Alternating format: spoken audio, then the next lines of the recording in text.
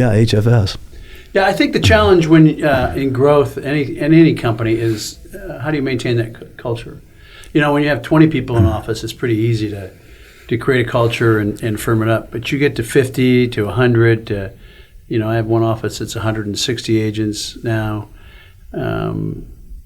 Especially in our business as independent contractors, I think there's a real importance to culture, and people want to feel like they belong to a place. They feel like they're an important part of that, and that culture is a key part. Right. Key part of that. Well, you were involved with the corporate-owned side of the Coldwell Banker world, right? Not the franchise side. Yeah, NRT.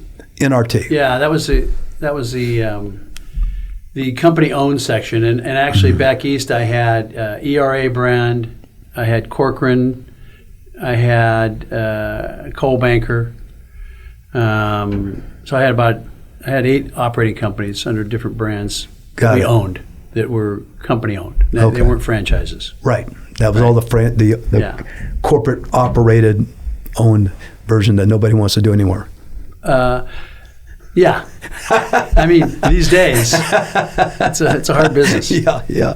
But anyway, the point was you go from your office and then you kind of work through the process and you get to be head of all those things that you're talking about. Yeah. And your job's totally different now. It's totally different. Your ability to influence a salesperson on a day-to-day basis is history. It's very difficult. Yeah.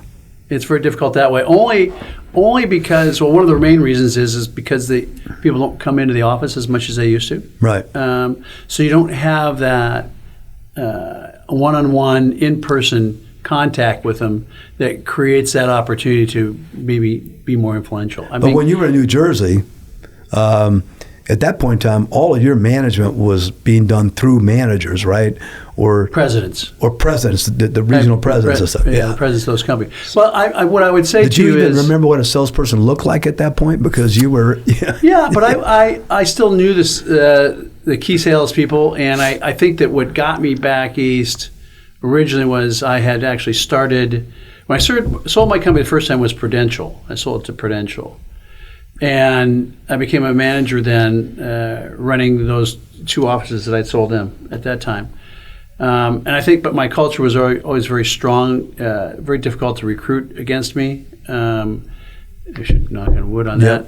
And I think then from there I they merged with a company called John Douglas Company. And they were looking for a regional. I submitted a business plan to them. But again, I think that once I took that regional position, that's when I really stepped away from as much day-to-day from agents.